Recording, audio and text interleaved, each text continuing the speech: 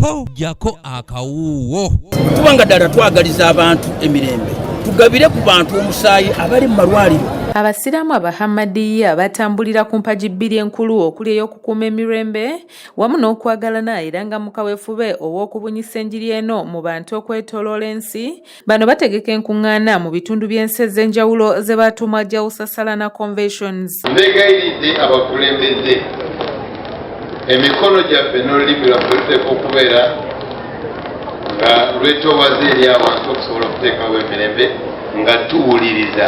Mu lukuŋŋaana olw'omulundi ogwokusatu olw'amasekkati g'eggwanga nga luno lwetabiddwamu abantu okuva mu disitulikiti okuli Kampala, Mukono, Mpigi, Wakiso, Mityana, Luweero ne Kayunga, Sheikh Zaki Ahmed Tamuzadde mwasinzidde n'ategeeza nti singa abantu badde eri Allah subhanahu wa ta'ala teri nsonga yonna eyinza kugaana mirembe ku bukalamu nsi saako n'okumalawo obukubagano wakati w'amawanga. Naye mbabuulira nti Qur'an ey'ekitiibwa etusomesa nti abantu bonna baatondebwa nga tewali asinga munne, era n'owekitiibwa Muhammad sallallahu alaihi wa alihi wasallam n'atusomesa kaati musango niye yasembayo nti teri muwarabu, nti omuwarabu talina kyasinga ku muntu oyo atali muwarabu, era n'abagamba nti era abo abantu abatali bawarabu nabo tebalina kye basinga ku bawarabu.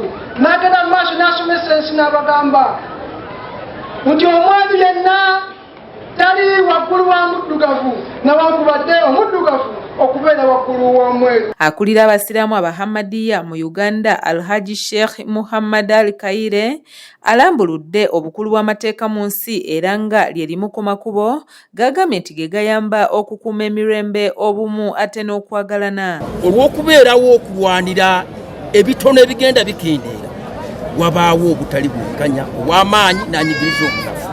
Amateeka ne gayingirawo okutaasa omunafu n'okusobozesa ow'amaanyi okukola ki? Okuwa abalala obwenkanya.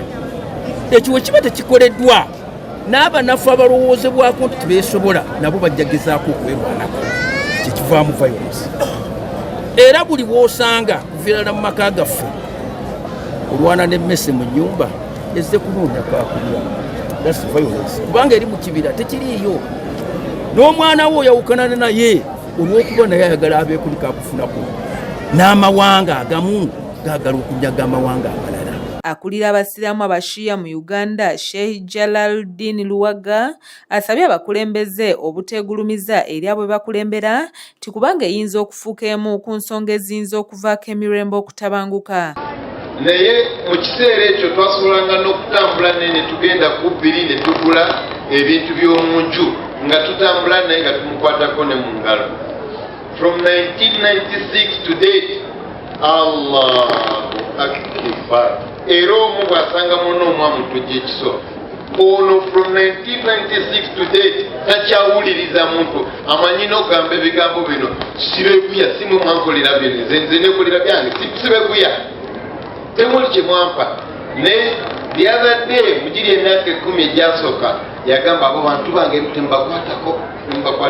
Abakulembeze abeetabye mu lukuŋŋaana luno nga bakulembeddwamu Dr. Shafik Sonko ngono kansala okuva Makindye Ssaabagabo basiimye abahamadiya olw'enjiri eno ey'emirembe ate n'okwagala, bwe batyo ne basaba okugitwala mu maaso nti kubanga ne gavumenti ya NRM gye gimu ku miramwa gyetwala mu maaso. Olukuŋŋaana luno lwagadde nnyo kuba lwogera ku kukuuma emirembe ate ng'ekyo gavumenti eya wakati kye tusiiba tusaba abantu bonna era nga tubasaba tubeere nga twongerayo enjiri eno eri abantu bonna nti Mukama Katonda kyasinga okutwetaaza mu nsi muno ne badde okutambula nga batambulira mu mirembe.